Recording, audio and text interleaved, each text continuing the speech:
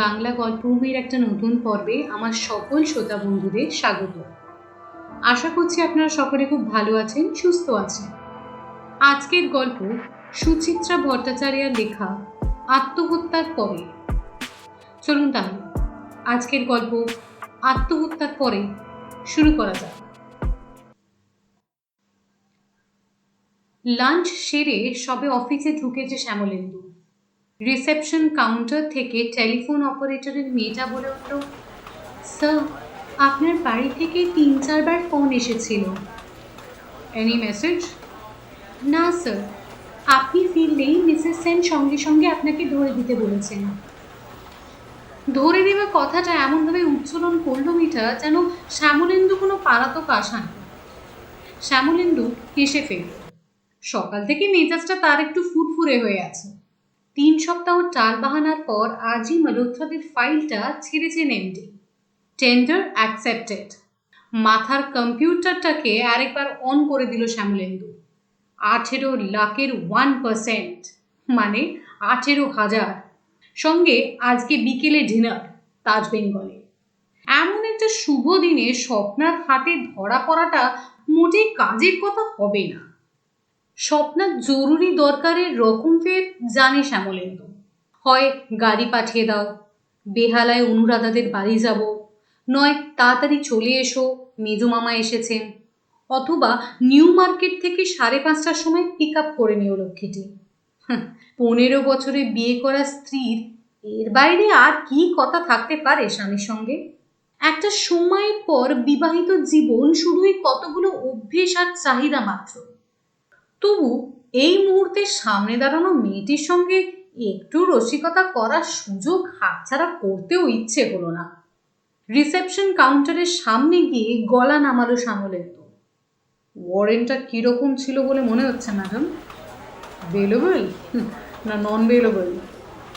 উত্তরে মেয়েটিও এক টুকরো মাপা হাসি উপহার দিল deputy purchase manager Shyamalendu Sinha. তা তো বলতে পারবো না স্যার, তবে ম্যাডামকে খুব টেনশনে মনে হচ্ছিল। রসিকতার সুর কেটে গেল। বাড়িতে কোনো বিপদ আপদ হয়েছে নাকি? কোনো দুর্ঘটনা? বুবলার কিছু হলো নাকি ভবানীপুর থেকে মা বাবার কোনো খারাপ খবর এসেছে? অনেক কিছুই হতে পারে, আবার কিছু নাও হতে পারে। স্বপ্না সবসময় ছোটখাটো ব্যাপারে অকারণ উত্তেজিত হয়ে পড়ে। কাজের লোকের সঙ্গে ঝগড়া হলেও অহেতুক উদ্বিগ্ন হওয়াটা মেয়েদের চারিত্রিক ধর্ম। ঠিক আছে, ঘরে দিয়ে দিন লাইনটা। শ্যামলেন্দু নিজের চেম্বারে ফিরল। প্রখর রোদ থেকে হিমশীতল গড়ে ফিরলে এক ধরনের নরম আরাম শরীরকে আলগাভাবে জড়িয়ে ধরে। চেয়ারে গা ছড়িয়ে আয়েশ করে একটা সিগারেট ধরালো। 2টো টান দিয়েছে কি দেয়নি, পিপ পিপ শব্দ বাজিয়ে স্বপ্না এসে গেছে দূরভাষে। এই শোনো, সর্বনাশ হয়ে গেছে।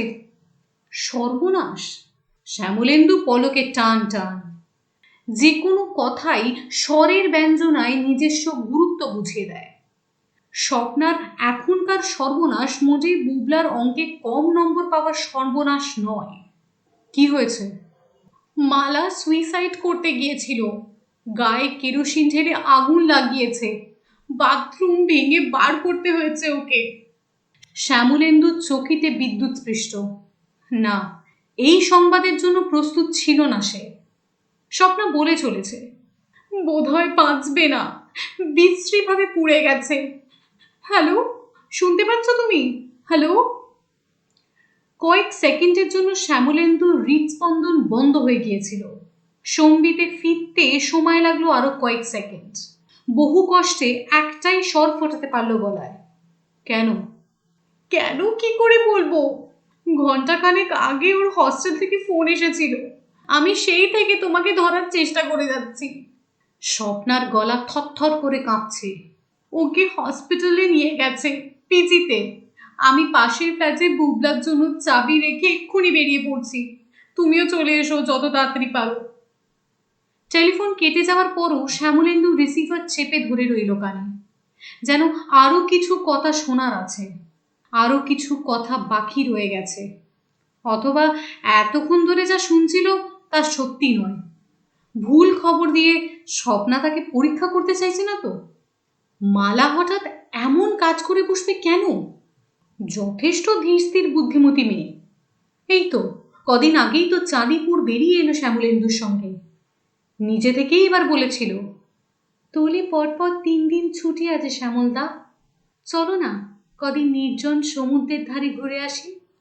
সবসময় হোটেলের বন্ধ ঘরে আর ভালো লাগে না।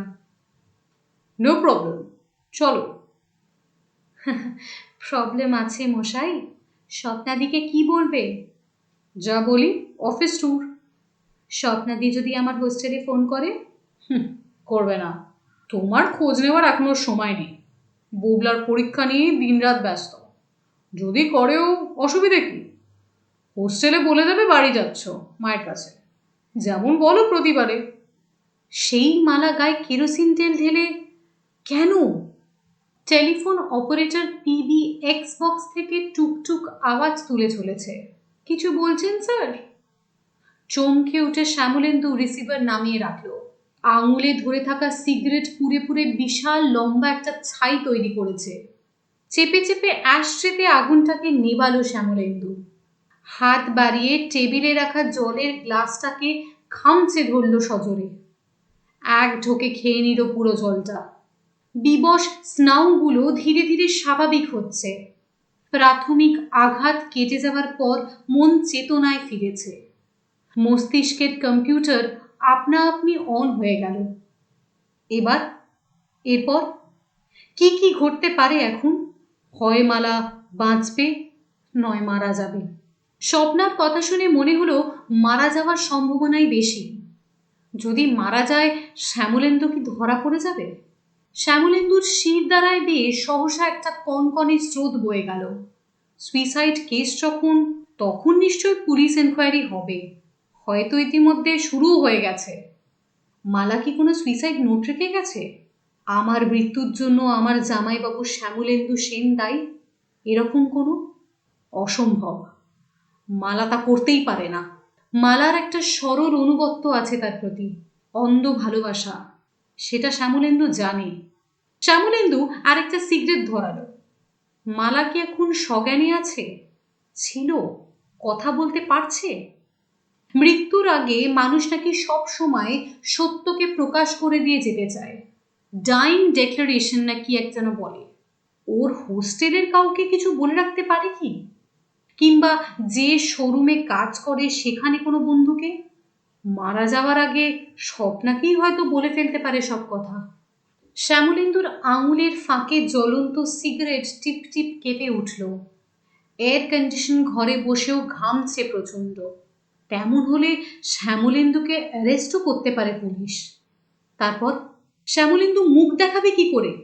আত্মীয় স্বজন বলবে, কি বাবা শ্যামল, তোমাকে আমরা ভালো লোক বলে জানতুম, সেই তুমি একটা বাপ মরা অসহায় মেয়ের এভাবে সুযোগ নিলে?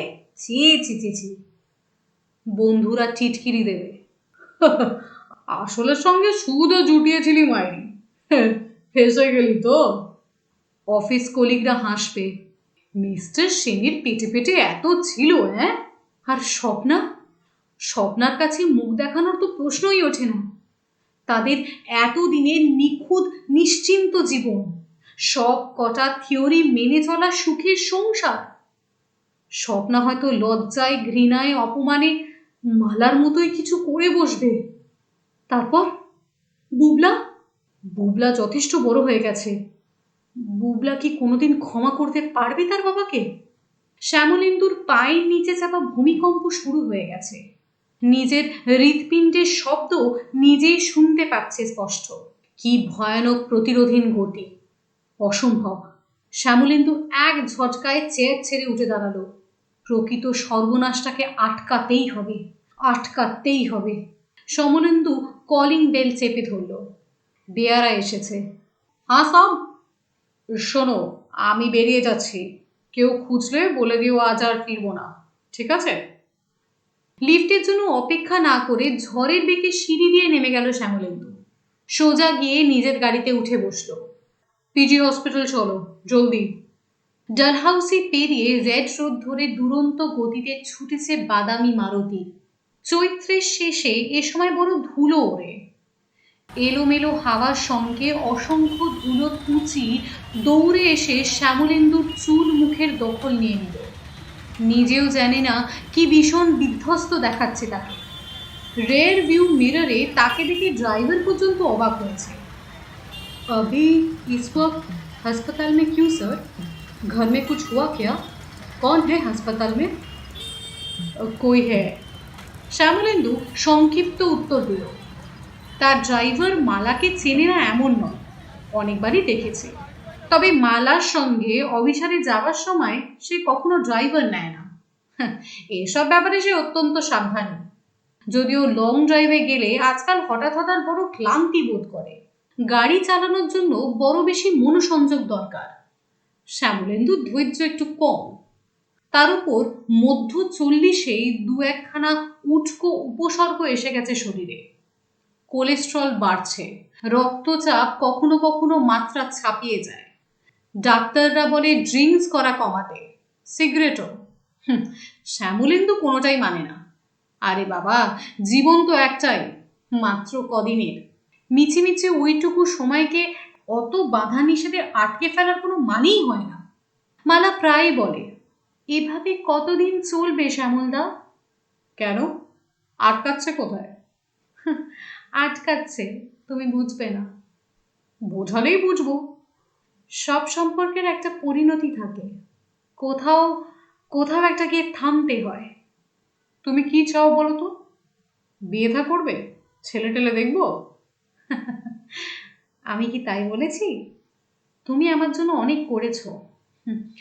চাকরিটা থেকে শুরু করে যখন আমার দরকার হচ্ছে, তুমি না থাকলে আমার এই সংসারটা ভেসেই যেত। ব্যাস এইটুকু। তোমাকে আমি ভালোবাসি না?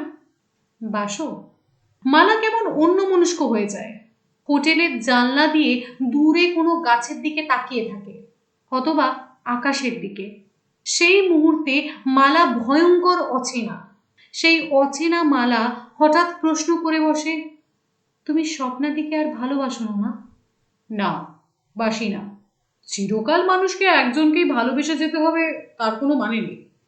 শ্যামলেন্দু বিশ্বস্ত প্রেমিকের মতো ঝটপট উত্তর দিয়ে যায়, স্বপ্নার সঙ্গে অনেকদিন আগেই একটা গ্যাপ তৈরি হয়ে গেছে।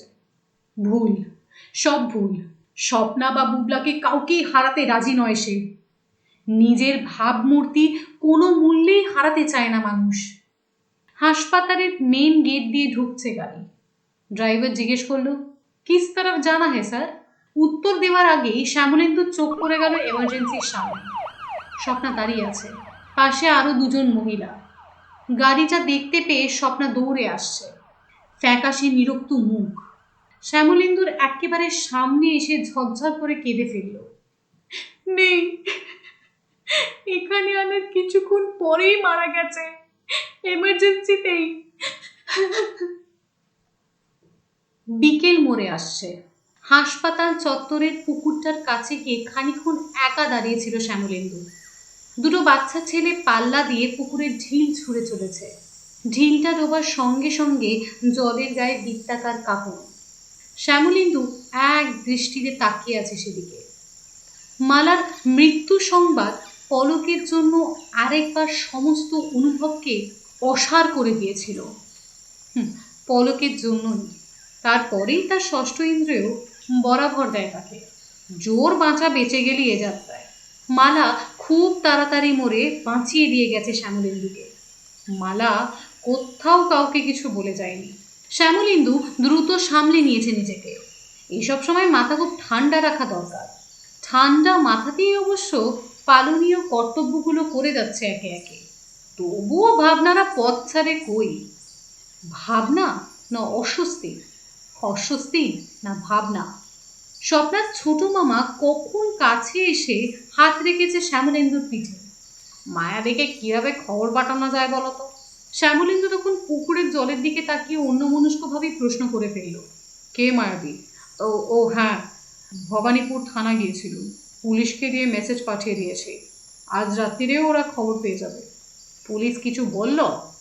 ওই যা বলে, চান্স পেয়ে এক গাদা ক্রস করে নিল। সত্যি তোমারই জ্বালা সব থেকে বেশি। আফটার অল তুমিই তো ওর লোকাল গার্জেন ছিলে, তাই না? আরও প্রচুর হ্যাপা বাকি, বডি না ছাড়া পর্যন্ত। বডি শব্দটা নিজের কানেই লাগলো খট করে। বডি, বডি তো।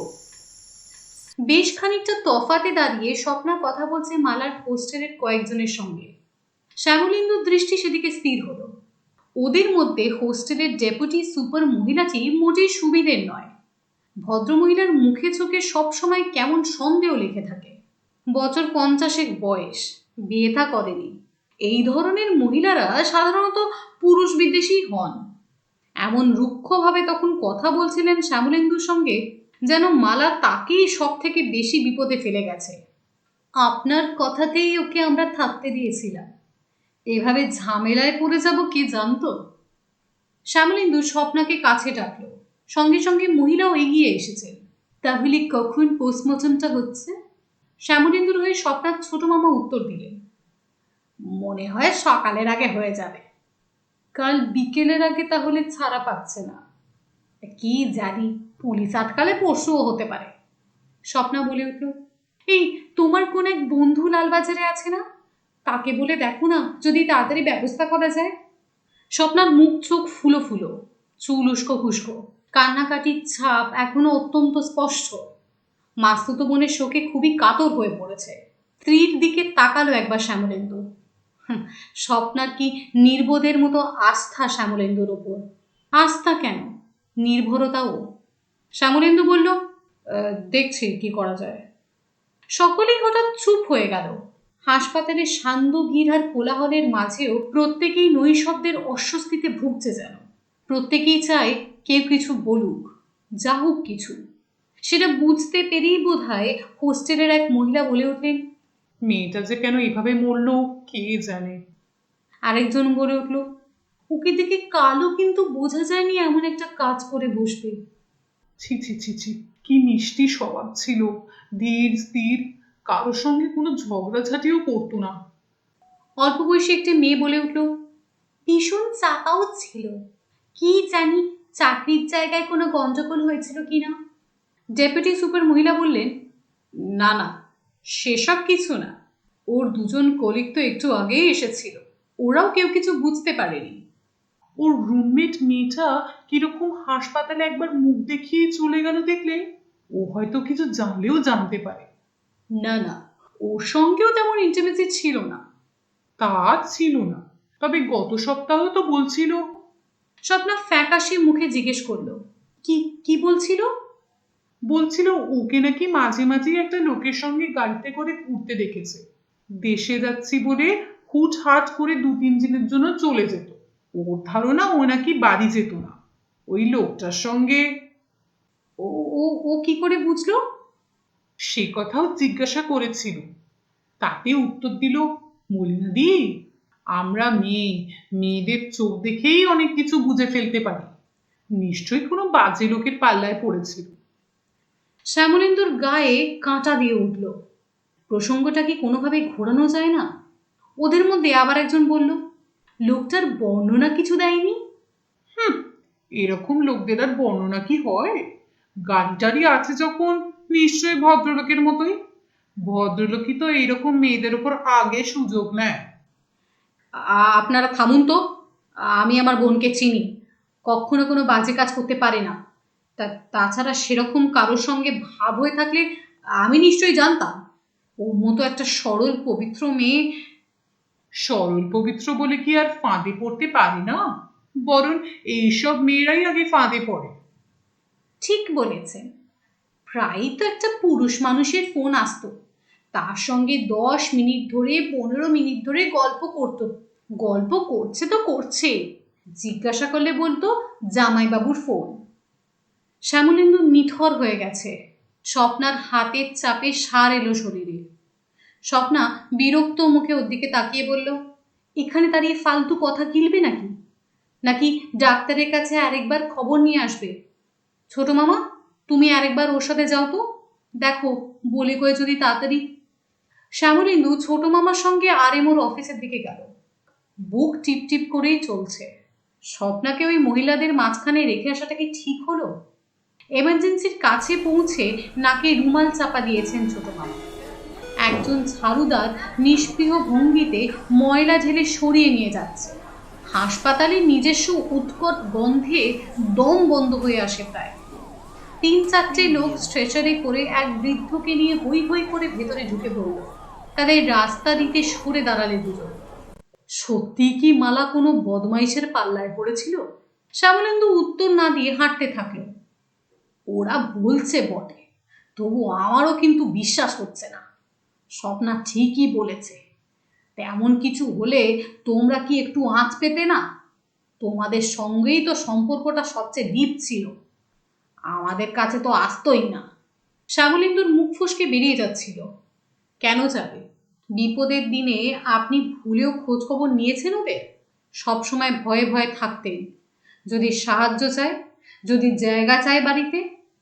ভদ্রলোক বলে চলেছেন, তবে যাই হয়ে থাক, মেয়েটার এভাবে মরা উচিত হয়নি। বাড়ির একমাত্র আর্নিং মেম্বার, ওদের সংসারটা এবার কি অবস্থা হবে ভাবো তো। ভাইটার একটা চাকরির জোগাড় না হলে। শ্যামলেন্দু ভেতরে ভেতরে ভয়ানক ছটফট করে উঠল। নিজের অজান্তেই বলে ফেলেছে, ওসব কথা এখন থাক না মামা। থাক বললে কি আর সব থাকে? রইল কি? খাবে কি? শ্যামলেন্দু কলের পুতুলের মতো আরেমোর ঘরের পর্দা সরিয়ে উকি দিল। ডাক্তার তার বয়স 30-এর বেশি নয়, ঝকঝকে চেহারা। শ্যামলেন্দু নিচু গলায় বলল, আমাদের কেসটা? ও, সেই বার্ন কেস। আপনারটা কাল বিকেলের আগে হবে না। বিকেল কেন? তার আগে আরও 4টে বডি আছে। একটা আছে মার্ডার আফটার রেপিং, ওটা আগে দেখতে হবে। বলতে বলতে উঠে দাঁড়িয়েছে। চিন্তা করবেন না, আমাদের এখানে অনর্থক দেরি হবে না। বরং থানাতেই আপনারা পুলিশের সঙ্গে আগে কথা বলে রাখুন, যাতে কাল বিকেলে ক্রিমেট করতে পারে। শ্যামলেন্দু বাইরে এসে দেখল স্বপ্নার 2 দাদা পৌঁছে গেছে। দুজনেই দারুণ উত্তেজিত। শ্যামলেন্দুকে দেখেই দৌড়ে এসেছে। কি হয়েছে শ্যামলদা? মালা সুইসাইড করলো কেন? কেন যে করলো সেটা পুরোপুরি শ্যামলেন্দুই কি চাই বুঝতে পেরেছে। বড়দা বলল, শুধু কি প্রেম গঠিত ব্যাপার? ছোড়দা বলল, দেখ, মফস্বলের বোকা হাওয়া মেয়ে শহরে এসে কোথাও কোন চত্বরে জড়িয়ে পড়েছিল কিনা কিচ্ছু বলা যায় না। কেউ হয়তো এমন অপমান করেছিল। আমার তো তা মনে হয় না। সেলস গার্লের চাকরি করলে মান অপমানের বোধ অনেক ভোঁতা হয়ে আসে। একমাত্র প্রেম টেমেরই কেসে। শ্যামলেন্দু একটু সরে দাঁড়িয়ে সিগারেট ধরালো। ভালো একটা চাকরির জন্য এই 2 দাদার কাছে মালা কম করেনি। দুজনেই ইঞ্জিনিয়ার, বড় ফার্মে চাকরি করে। মালা একদিন বলতে বলতে কেঁদে ফেলেছিল। তুমি জানো, বুবাইদা, তপাইদা আমাকে দেখলে কিভাবে আঁতকে ওঠে। বুবাইদার বাড়িতে বসে আছে, ভেতরে বুবাইদা বৌদিকে বলছে, ও কি এখানে সারাদিনের জন্য বডি ফেললো নাকি? ওকে বলো আমরা বেরোবো। বৌদি বলছে, তোমার বোন তুমি বলো। বুবাইদা বাইরে আসার আগেই আমি বেরিয়ে এসেছি। একটা মেয়ে কলকাতায় এসে মাস্তুতো দিদির বাড়িতে আশ্রয় পেয়েছে, যদিও আপন মাস্তুতো দিদি নয়। তার মা 150 কিলোমিটার দূরে এক মফস্বল টাউনে থাকে। সংসারে পাকাপাকিভাবে আয়ের সংস্থান নেই। কলকাতার আত্মীয় স্বজনেরা নিয়মমাফিক উদাসীন। সেখানে এক জামাইবাবু তাকে একটা ছোট্ট কাজের ব্যবস্থা করে দিয়েছে। মাসের শেষে দেশে মা ভাই বোনেদের কাছে পাঠানোর মতো টাকা পয়সার বন্দোবস্ত করে দিয়েছে। নিজেও সাহায্য করে যায় সাধ্যমতো। সাহিত্যের ভাষায় বলতে গেলে এক নিমজ্জমান সংসারকে উদ্ধার করেছে। মেয়েটির ভাই বোন এখন খেতে পায়, স্কুলে যেতে পারে। মাকে আদা ভিখারির মতো ঘুরে বেড়াতে হয় না। এর কোনো দাম নেই, আর যদি মূল্য থাকে সে মূল্য চোকাবে কে এবং কিভাবে? মূল্য দিতে হলে যে সম্পর্ক গড়ে ওঠা উচিত, শ্যামলেন্দুর সঙ্গে মালার সম্পর্ক কি তার থেকে বেশি গভীর ছিল না? বয়সের অনেক তফাৎ থাকলেও তাদের গোপনীয়তা তো ছিল শুধু স্বপ্নার সম্মান রক্ষা করার জন্য, আত্মীয় স্বজনরা যাতে মুখ খোলার সুযোগ না পায় তার জন্য, বুবলা যেন তাকে অশ্রদ্ধার চোখে না দেখে তার জন্য। কিন্তু সত্যিই কি তাই? শ্যামলেন্দু নিজের কাছেই নিজে হোঁচট খাচ্ছে। একটা মায়াবী বিকেলের কথা মনে পড়ে গেল। ডায়মন্ড হারবার থেকে বেশ খানিকটা এগিয়ে রাস্তার ধারে গাড়ি রেখে হাঁটতে হাঁটতে নদীর দিকে গিয়েছিল তারা। নদীর ধারে সার সার নারকেল গাছ।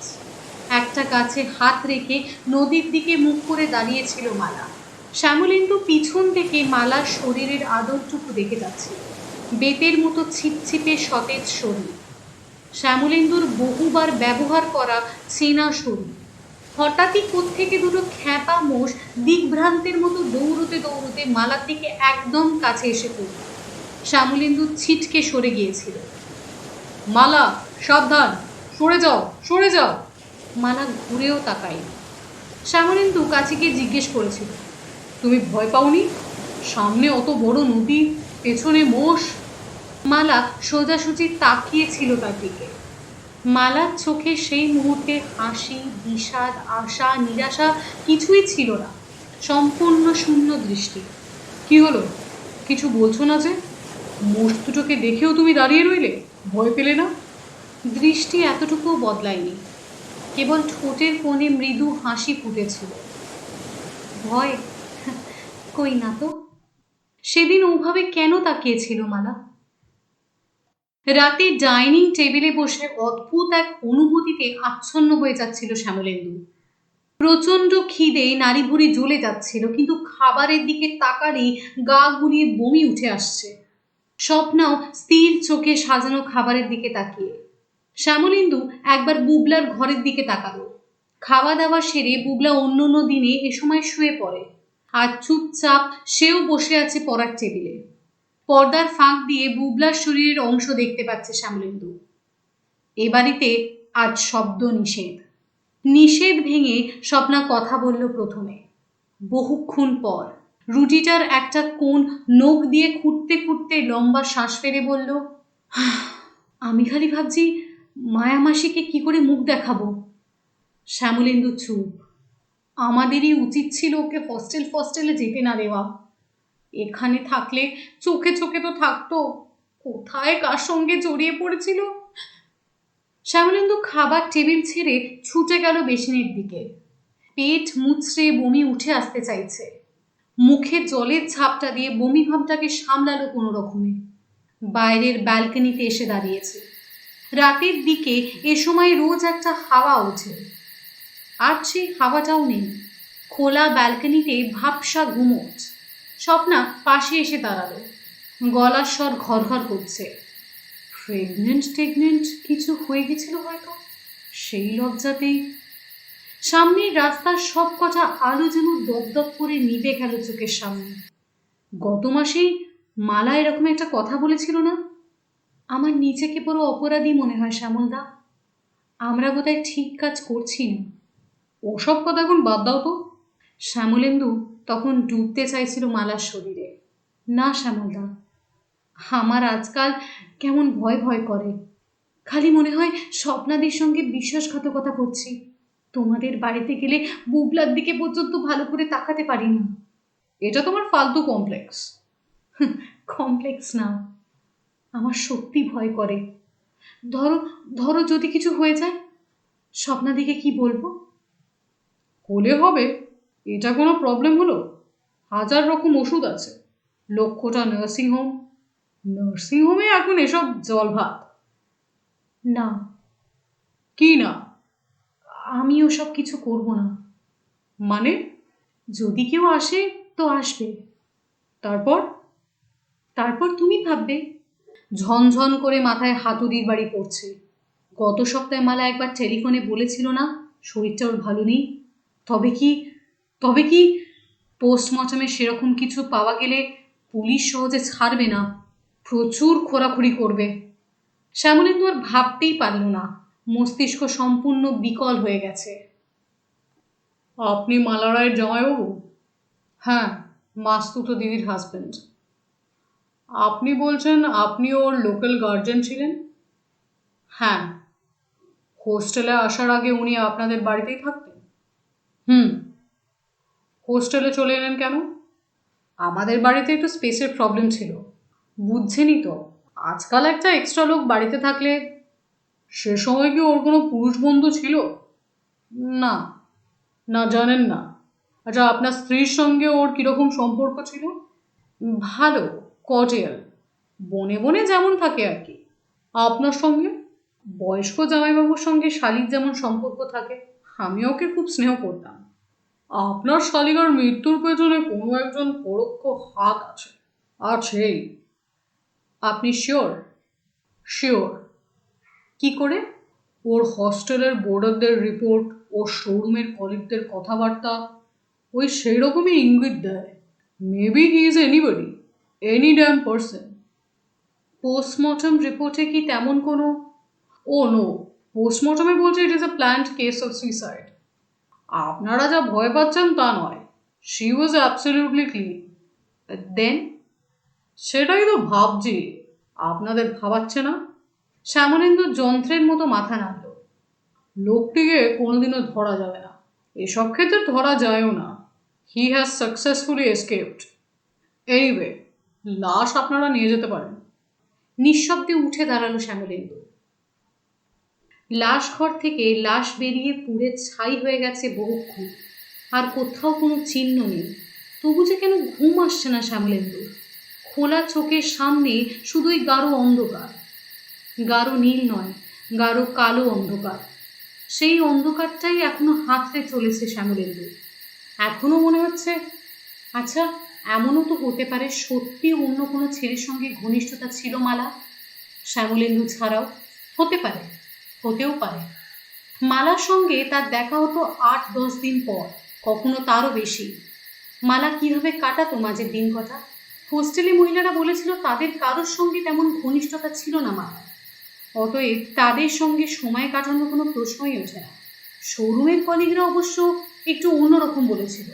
মালা নাকি কাজে গিয়ে খুব উজ্জ্বল থাকত, যেটা একেবারেই মালার স্বভাব বিরুদ্ধ। তবে ছুটির পর কখনো 1 সেকেন্ডও কাটাতো না তাদের সাথে। আত্মীয় স্বজনদের বাড়িও যেত না খুব তেমন।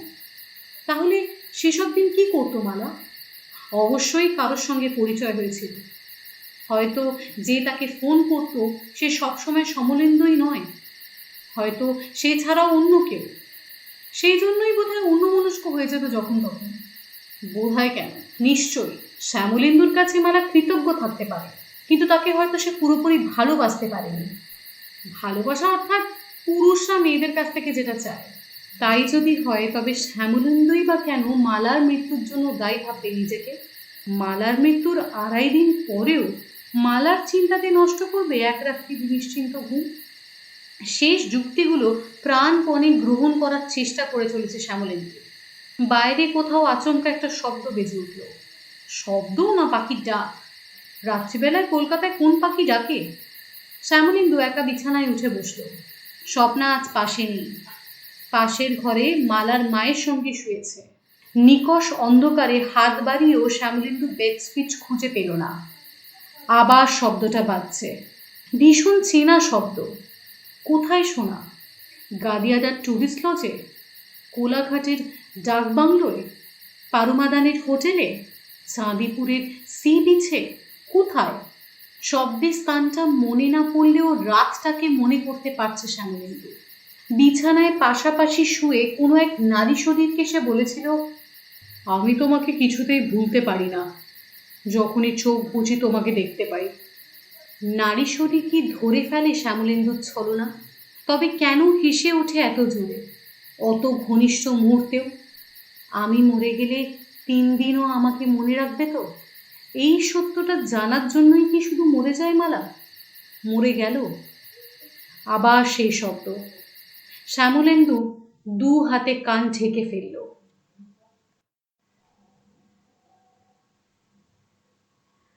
আজকে আপনারা যে গল্পটা শুনলেন সেটা লিখেছেন সুচিত্রা ভট্টাচার্য। গল্পের নাম আত্মহত্যার পরে। আশা করছি আপনাদের গল্পটা খুব ভালো লেগেছে। যদি ভালো লেগে থাকে তাহলে প্লিজ আমার চ্যানেলটাকে সাবস্ক্রাইব করবেন, আর লাইক, শেয়ার, কমেন্ট করতেও ভুলবেন না। আমি আবার ফিরে আসবো একটা নতুন গল্প নিয়ে বাংলা গল্পভূমিতে। আপনারা সবাই খুব ভালো থাকবেন, সুস্থ থাকবেন।